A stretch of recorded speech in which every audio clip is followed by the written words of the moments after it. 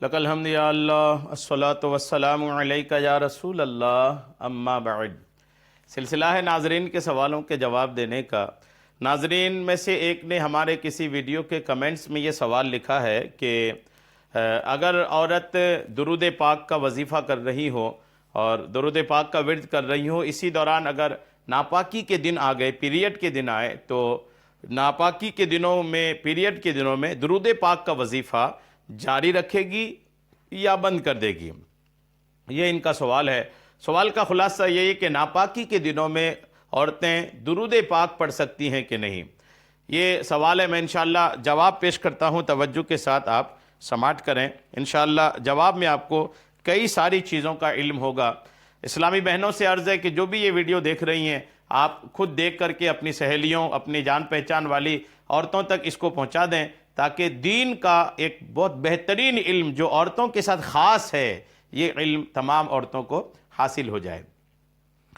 میں آپ کو عرض کرتا ہوں کہ حائضہ عورت کے لیے، حائضہ مطلب پیریڈ والی عورت، حائضہ عورت کے لیے نماز پڑھنا تو جائز نہیں ہے، لیکن علماء فرماتے ہیں کہ حائضہ کو چاہیے، پیریڈ والی کو چاہیے کہ وہ ہر نماز کے وقت وضو کر کے اپنے گھر کے کسی کونے وغیرہ میں جہاں وہ نماز پڑھا کرتی تھی، وہاں کچھ دیر بیٹھ کر ذکر و اذکار کیا کرے اور تسبیح اور درود و سلام پڑھ لیا کرے۔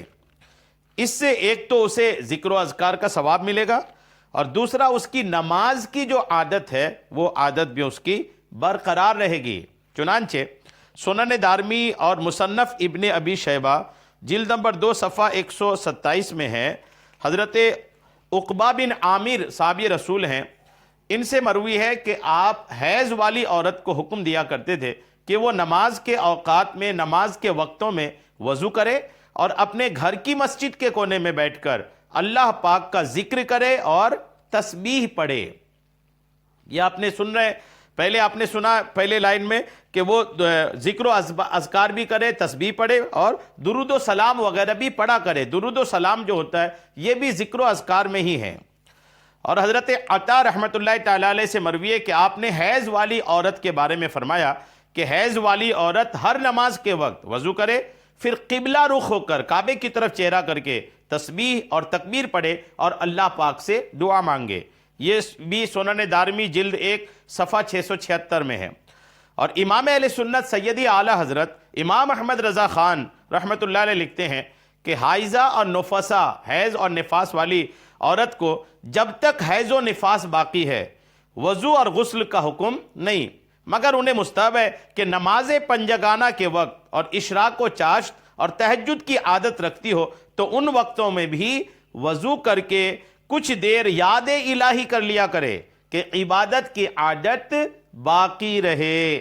فتاوی رضویہ جلد نمبر 2 صفحہ نمبر 444۔ ان روایات سے یہ بات ثابت ہوتی ہے کہ حیض کی حالت میں ذکر و اذکار کرنا منع نہیں ہوتا، اور اس بارے میں حضرت ابو ہریرہ کا فرمان بھی موجود ہے صحابی رسول کا، کہ آپ فرماتے ہیں کہ 4 چیزیں جنوبی اور حیض والی عورت پر حرام نہیں ہیں، یعنی پیریڈ والی اور ناپاک عورتوں پر، ناپاک مرد پر بھی 4 چیزیں حرام نہیں ہیں۔ ایک، سبحان اللہ، الحمدللہ، لا الہ الا اللہ اور اللہ اکبر پڑھنا، یہ حرام نہیں ہیں۔ تو یہ ساری جو روایات ہیں یہ بتاتی ہے کہ الحمدللہ آپ چاہیں تو حیض کی حالت میں جو ہیں وہ ذکر و اذکار کر سکتی ہیں۔ ایک اور روایت سنیں آپ، یہ منہل الواردین کے صفحہ نمبر 112 میں ہے کہ حیض و نفاس کی حالت میں تسبیحات اور دیگر ذکر و اذکار مثلا درود پاک وغیرہ پڑھ سکتے ہیں۔ یہ پڑھنا جائز ہے، یاد رکھیے گا۔ تسبیحات بھی پڑھ سکتے ہیں، ذکر و اذکار بھی پڑھ سکتے ہیں، درود شریف وغیرہ بھی پڑھ سکتے ہیں۔ اب یہ ساری باتیں میں نے آپ کو اس لیے سنا دیا کہ مزید آپ کو علم حاصل ہو جائے۔ اس سے کلیئر ہو گیا کہ حیض کے دنوں میں عورتیں درود پاک پڑھ سکتی ہیں، پیریڈ اور ناپاکی کے دنوں میں درود و سلام پڑھ سکتی ہیں۔ تو اب درود شریف کا جو بھی ورد تھا، جو بھی وظیفہ تھا، جو بھی ایک عدد، ایک کوانٹٹی آپ کی تھی پڑھنے کی، آپ اسلامی بہنیں ناپاکی کے دنوں میں بھی اس کو جاری رکھے گی، اس کو بند نہیں کرے گی، چونکہ ناپاکی کے دنوں میں بھی درود و سلام پڑھ سکتے ہیں۔ امید ہے میری بات آپ کو سمجھ میں آ گئی ہوگی۔ پھر عرض کروں گا کہ عورتوں تک اس کو ضرور پہنچائیں۔ اللہ کریم ہم سب کو عمل کی توفیق عطا فرمائے، آمین، بجاہ النبی الامین صلی اللہ تعالی علیہ وسلم۔